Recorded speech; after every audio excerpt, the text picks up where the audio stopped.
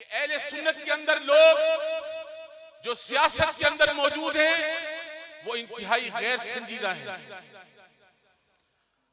लोगों की जान का तहफ़्फ़ुज़ करना, कारकुन की जान का तहफ़्फ़ुज़ करना, कारकुनान की और जिम्मेदारों की जानों का तहफ़्फ़ुज़ करना, उनके माल और मन्नो सलवे का तहफ़्फ़ुज़ करना, ये जमात का मंशूर और दस्तूर के अलावा जमात की नस्बुल ऐन में से है कि अपने कारकुन को कभी भी किसी आज़माइश के अंदर लाके खड़ा ना किया जाए।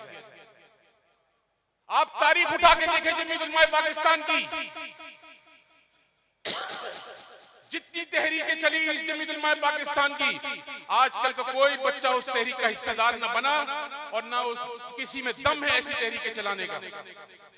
मगर एक कारकुन पूरे पाकिस्तान में किसी अहले सुन्नत का ज़ेरे अताब, ज़ेरे हिरासत और ज़ेरे रगमान नहीं बनाया गया। बुनियादी वजह यह थी क़यादत के अंदर ज़हन साजी इस तरह की थी कि हक की हुक्मरानी, कानून की हक की हुक्मरानी और आईने पाकिस्तान का तहफ़्फ़ुज़ करना, ये सबसे बड़ी हिकमत जो पाकिस्तान की क़यादत अहले सुन्नत के हाथ में उस वक्त थी। बड़े बड़े हमले हुए, बड़े बड़े हमले, हमारे तो घर पे आए दिन हमले होते थे, मगर हमारी क़यादत ने किसी कारकुन को कभी भी मुस्तैल होने के लिए और तशद्दुद की रास्ता इख्तियार करने के लिए नहीं कहा। State with in the state, रियासत के अंदर रियासत कायम करने का तसव्वुर जमीयत उलमा पाकिस्तान की कभी किसी लीडरशिप ने नहीं दिया। रियासत के खिलाफ अलम बगावत बुलंद करना, ये भी क़यादत ने 70 से लेकर 2003 11 दिसंबर हजरत साहब रहमतुल्लाह अलैह की विसाल तक और आज अप्रैल 18 तक जमीयत उलमा पाकिस्तान का एक एक कारकुन अपने पाकिस्तान के आईन का मुहाफिज भी है, दस्तूर का भी मुहाफिज है और पाकिस्तान की रियासत का भी मुहाफिज है और उसकी सरहदों का भी हिफाजत है। इसीलिए आपने देखा अल्हम्दुलिल्लाह आज लोग अल्ताफ हुसैन का नाम लेते हैं। उस वक्त जब अल्ताफ हुसैन का सिक्का बोलता था, हजरत कायद अहले सुन्नत रहमतुल्लाह अलैह बुलंद आले दोहल उसको दहशतगर्द करार देते थे, कातिल करार देते थे।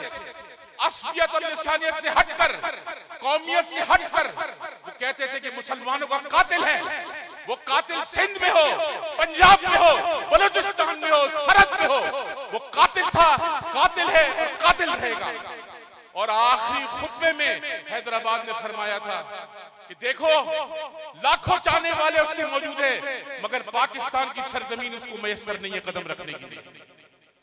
देख लें आप, 18 MNA, 44 MPA, 4 सेनेटर और भगोड़ा लंदन में बैठा है, वो पाकिस्तान की सरजमीन उसको मैसर नहीं है। आजकल आपने देखा बहुत सारे एक मकतबे फिक्र के लोग, उन्होंने पाकिस्तान में शोर शराबा मचाया हुआ था और भाग दौड़ और तोड़ फोड़ की भी थी। हैरानगी की बात है और खुली इजाजत से हो रही थी।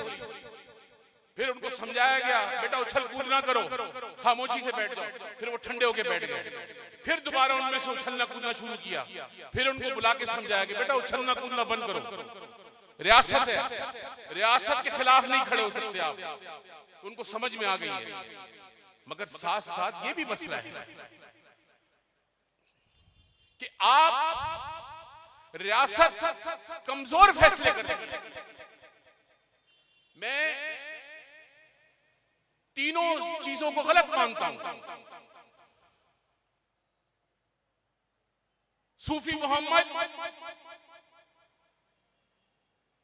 खैबर पख्तूनख्वा में मौलवी मुलव्विस था और वो उसने अपनी एक जागीदारी बनाई हुई थी, अजादारी बनाई हुई थी और वो खुद सारा कुछ अपने हिसाब से करता था, अपना ही मसलक, अपना ही तरीकाकार, सब कुछ।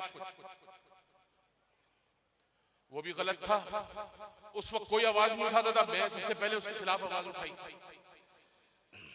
कि भाई रियासत के सामने हमारी फौज अफवाज पाकिस्तान और पाकिस्तान के आइन के खिलाफ किसी को खड़े होने की इजाजत नहीं। फिर एक वाकया यहां हुआ पंजाब के अंदर, एक सियासी जमात अहले सुन्नत का, वो भी गलत था। अब मैं बार बार ये सोचता हूं कि पंजाब में जो हुआ एक सियासी एक जमात के साथ, मजहबी जमात के साथ और सूफी मोहम्मद के साथ हुआ, तो वो सब हराम था। और ये जो सब हुआ है हाल ही के अंदर, ये हराम हलाल कैसे हो गया? इंसान के दिल में सवाल आता है कि भाई वो सब हराम था तो ये हलाल कैसे हो गया? इधर आपको अपने नजरिए पे मजबूत खड़े होने की जरूरत है। पाकिस्तान के अंदर इंतशारी टोला हर जगह मौजूद है। पाकिस्तान के अंदर रियासत खिलाफ बयानियां बनाने वाले आज भी मौजूद हैं। हिंदुस्तान अपने एजेंट पाकिस्तान के अंदर पाकिस्तान की रियासत के खिलाफ इस्तेमाल करता है, उनको पैसे देता है।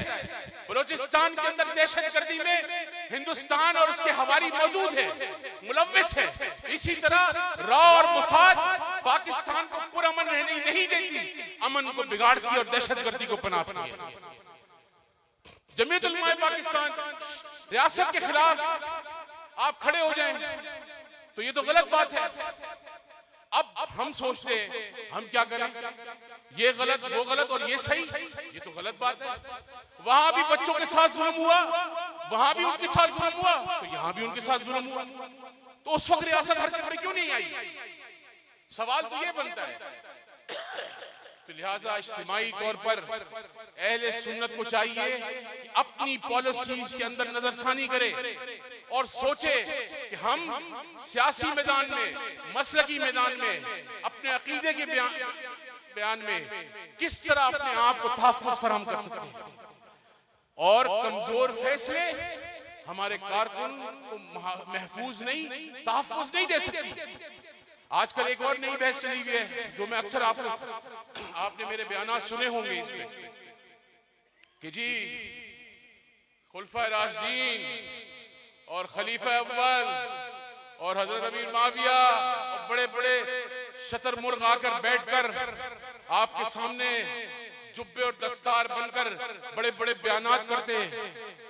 मैं अकाबरीन और अहले सुन्नत के लोगों से, उलमाए किराम से कहूंगा, जो लोग इनको दावत देते हैं उनका बाइकआउट करें। और आप इन हजरात जो इस नजरिए के खिलाफ हैं, मसले के अहले सुन्नत की राय हक के अंदर दीवारें डाल रहे हैं, बुनियादों को कमजोर कर रहे हैं, उनका बाइकआउट सर भरपूर तरीके से किया जाए।